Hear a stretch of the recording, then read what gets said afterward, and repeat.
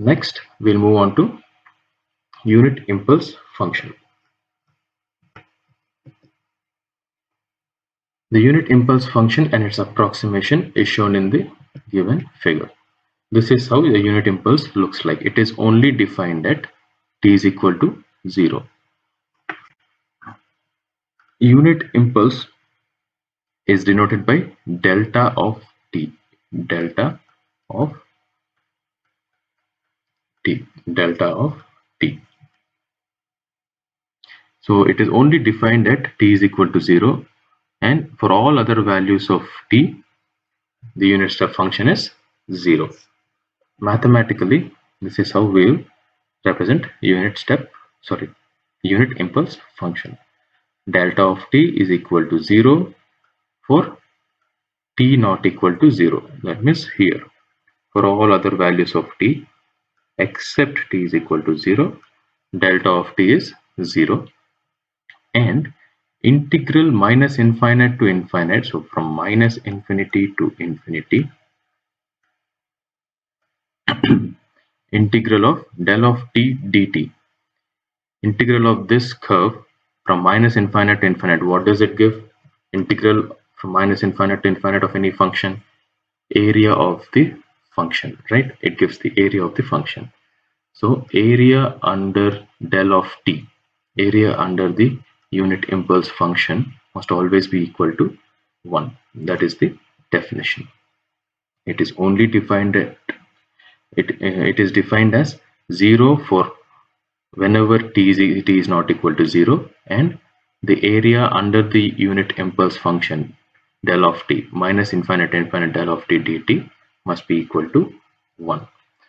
This is one definition. The other definition is, here we have defined at t not equal to 0. The other definition is, we'll define at t equal to 0. Del of t is equal to infinity. The amplitude goes to infinity. That is why we have represented here by a arrow. This is the arrow, right? The meaning of that arrow is the amplitude there goes to infinity at t equal to 0, and the area under the curve is 1. Minus infinite to infinite integral del of t dt is equal to 1. This is an approximation of unit impulse function over here. That is the approximation of unit impulse function. So basically, if you set epsilon equals to 0 here, if you set epsilon equal to 0, what will it become? Minus 0 by 2 and 0 by 2. So this tends to move towards the origin. This tends to move towards the origin. And the amplitude 1 by epsilon becomes infinity. So this is the simplified version of this graph. The first graph is a simplified version of the second graph.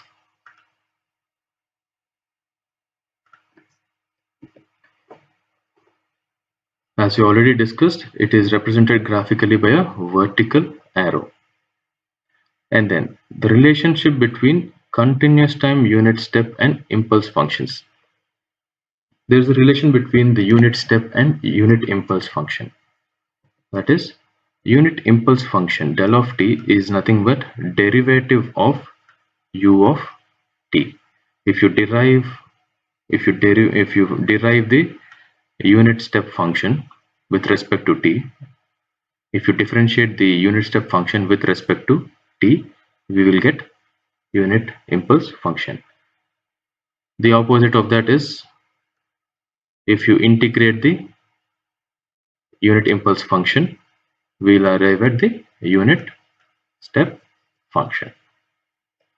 We will see this later.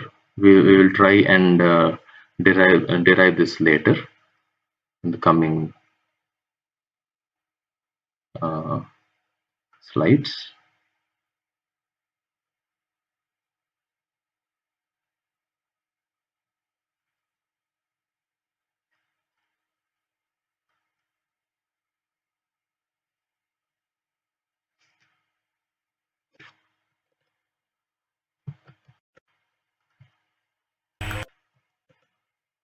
Now let us try and derive this relation. Del of t is differentiation of u of t. So let me do this. Okay. Now we already know u of t is something like this. U of t looks something like this, right? Both of these should overlap, right? It is 1, amplitude is 1. This is my origin and this is my time axis and this is amplitude axis, u of t. From the properties of unit step function, we already know it is not differentiable at t is equal to 0. It is discontinuous at t is equal to 0. So we'll just take an approximate of u of t such that we can differentiate this portion. We can differentiate this portion here. So I'll just consider an approximate version of u of t, which looks something like this, right? I'll take it to be like this with slight angle.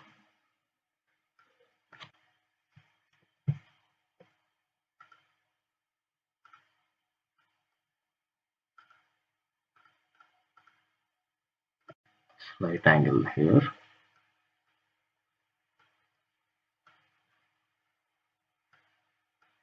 This final value is going to be 1 here. This final value is going to be 1 here. This is 0. And this is my t. Let me just call this u approximation. I'll just define it as u delta of t, right? So for this, I'll write the mathematical representation. So how does the mathematical representation of this look like? U delta of t is equal to, so for values less than or equal to 0, we have, for t less than 0, we have the value amplitude as 0, right? For t, I'll call this as delta. So for t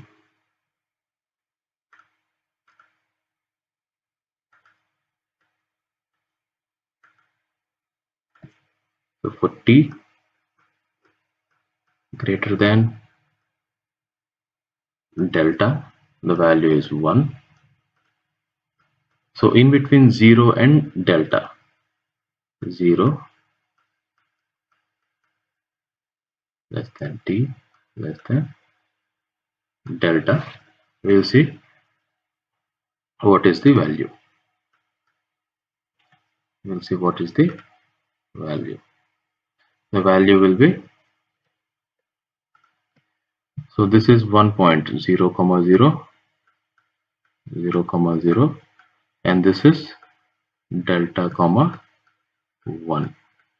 So using the 2-point form of a line, so the formula will be y minus y1 is equal to the slope that is given by m into x minus x1, right?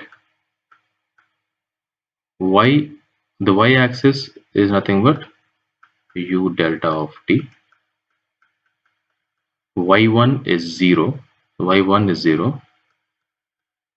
M is nothing but y2 minus y1 divided by x2 minus x1. y2 minus y1, that is 1 minus 0, 1, divided by x2 minus x1, that is delta, into x is t, x-axis is t, minus x1 is 0.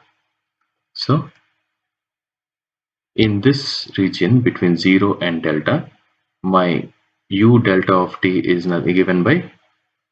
defined as t divided by delta, t divided by delta. So I'll erase this part.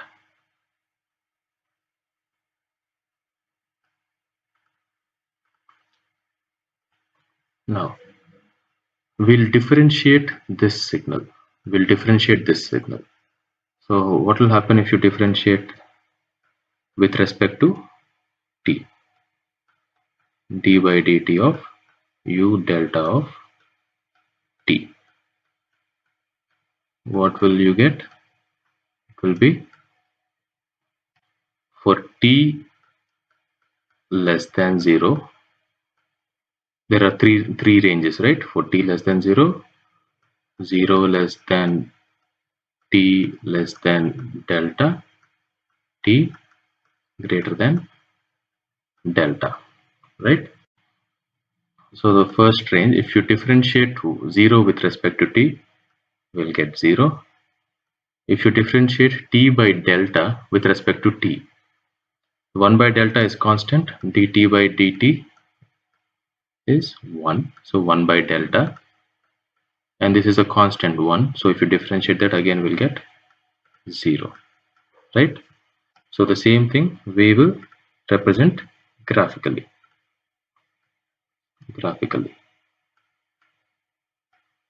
How does it look like? For t less than 0, it is 0. For t less than 0, it is 0. So for t in between 0 and delta, it is 1 by delta. It is a constant, right? 1 by delta. The value is 1 by delta. And for all other values of t greater than delta, it is again 0, right? This is my d by dt of u delta of t, right? So what did we do so far? We took an approximation to the unit step function. We have written the mathematical representation of that function, derived it with respect to, differentiated it with respect to t, and then drew the graphical representation. So to convert this function, to convert this approximation shown here into unit step function, what can we do? We can make delta here. Delta, if you make it as 0, if delta tends to 0, u delta of t approximates to u of t, right? U delta of t approximates to u of t. Let me erase some stuff here so that we can understand it better.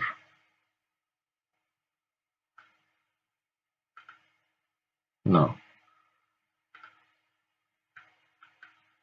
if delta tends to 0, what will this become? If delta tends to 0, that means this delta value comes here. So my graphical representation will look like this, right? If delta tends to 0, this is nothing but my unit step function, u of t, right? So I'll put the same thing here. I'll use the same approximation here. I'll make delta tends to 0 here as well. I'll make delta tends to 0 here. What will happen?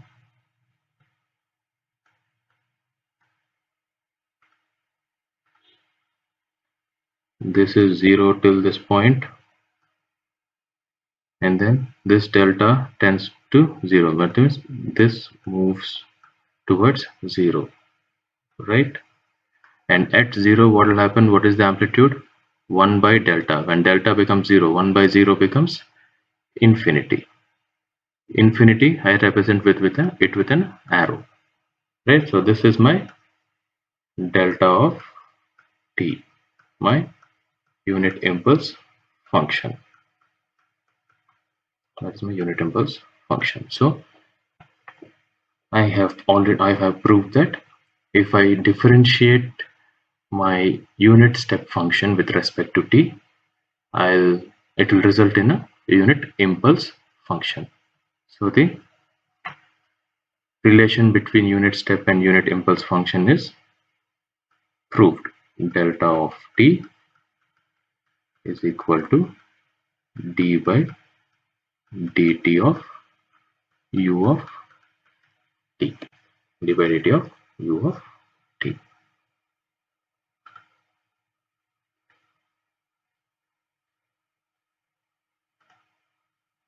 So let's move on to the next unit impulse for next topic, that is discrete time unit impulse function. So far what we have discussed is continuous time unit impulse function.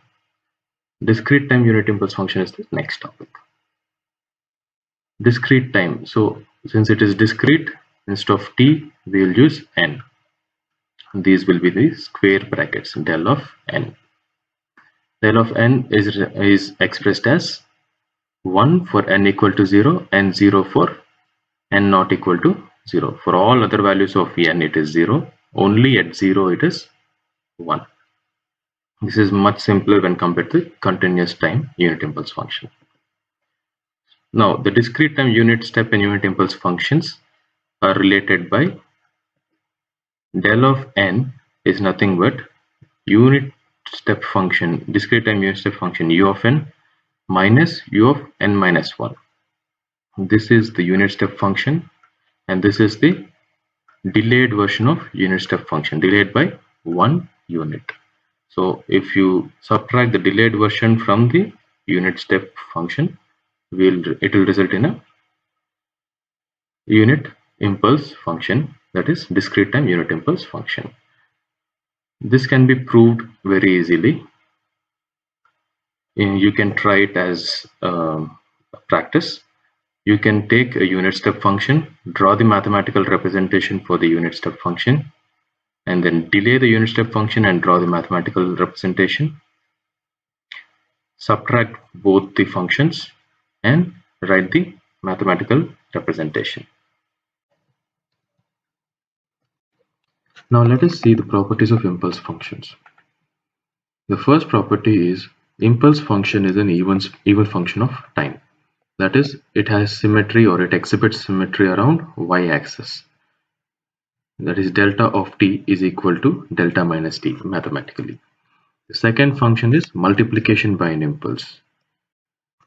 X of t multiplied by delta of t minus t naught is the same as x of t naught multiplied by delta of t minus t naught, or x of t into delta of t is equal to x of 0 into delta of t. The third property is called sampling property or shifting property. Mathematically it is given as integration minus infinite to infinite x of t into delta of t minus t naught dt is equal to x of t naught. The other form is integration minus infinite to infinite x of t delta of t dt is equal to x of 0. The fourth property is replication property. Integration minus infinite to infinite x of tau del of t minus tau d tau is equal to x of t, or x of t when convolved with delta of t is nothing but x of t itself. This convolution properties, the property of convolution and what is convolution, we'll see in the next topic, which is concepts of convolution and correlation. The last property of impulse function is scaling property. Delta of at is equal to 1 by mod a delta of t. Now we'll look at each of these properties and their proofs. First property, there's nothing to prove. It is an even function. Delta of t is equal to delta of minus t. You can prove, if you want to prove it, you can prove it graphically by taking delta of t and finding the mirror image and seeing if delta of t is equal to delta of minus t. The second property is multiplication by an impulse. multiplication by impulse. This is a mistake here. Do not consider this. Do not consider this. Okay, let me take some example of x of t. My x of t and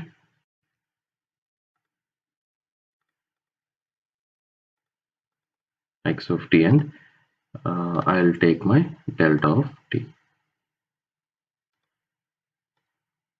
right? So my x of t is something like this, and my delta of t is, how is delta of t defined? It is only defined at t is equal to 0. It is only defined at t is equal to 0. For all other values of t, it is 0. This is delta of t, right? And this is x of t.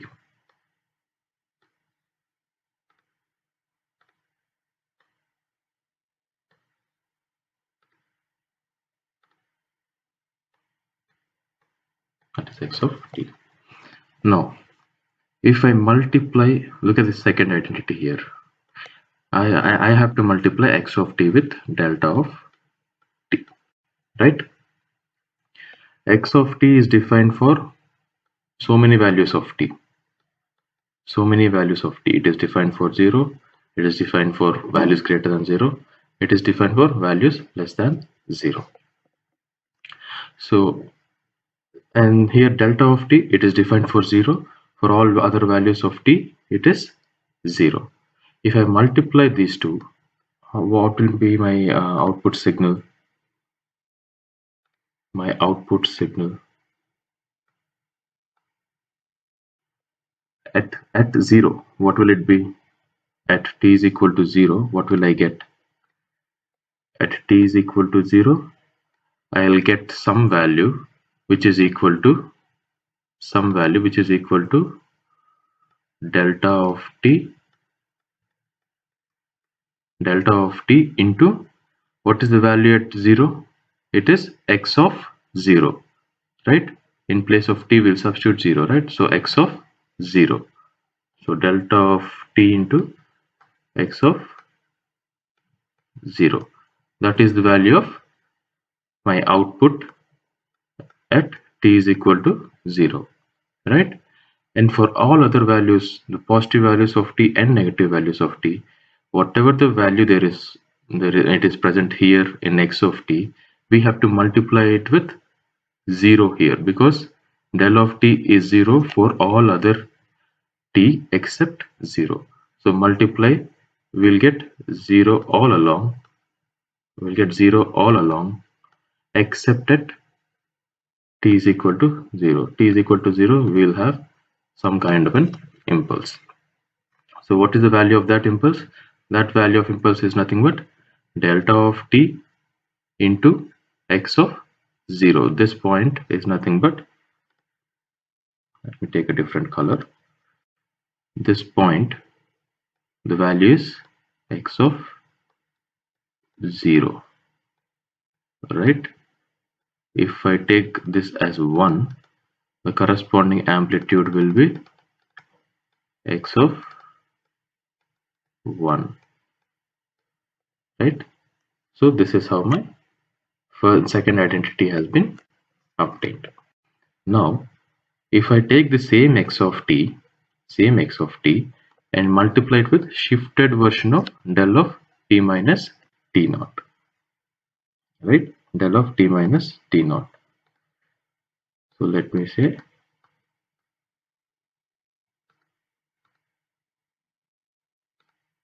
this is my shifted version of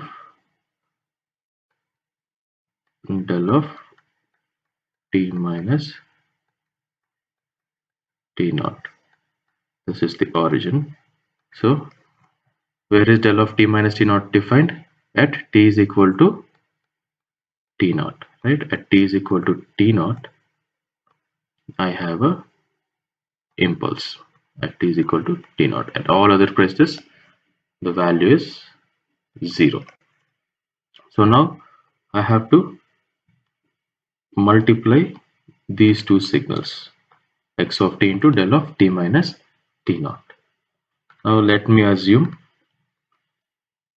this is t naught. So this value will be x of t naught, x of t naught, right? So x of t naught has some value. Here delta of t minus t naught has a impulse. So my output will only be present at t is equal to t naught. My output will only be present at t is equal to t naught, and the value will be somewhere something like this, which is del of t minus t naught into x of t naught. For all other values of t, we are going to multiply x of t with the corresponding values, which is 0. So all other values will be 0. So this is the identity we have proved, right? Now let us see how can we write the proof. Let x of t be continuous at t is equal to t naught, and let its value at t is equal to t naught be x of t naught. At t is equal to t naught, we are considering the value of x of t to be x of t naught. Right? Now we'll take the impulse function. How is it defined? Delta of t minus t naught, how is it defined? It is defined only for t is equal to t naught, and for all other values of t, delta of t minus t naught will be equal to 0. It is defined only for t is equal to t naught. For all other time, it is equal to 0. So we'll take the left hand side. We'll take to left hand side. When you multiply these two, we'll obtain delta of t minus t naught into x of t naught. X of t naught. So when t is this is a mistake. Don't consider this step. When t naught equal to 0, when you make this as 0, x of t into del of t is equal to x of 0 into del of t. That is the second identity, right? Second identity. This is the proof for multiplication by an impulse, one of the properties of impulse functions.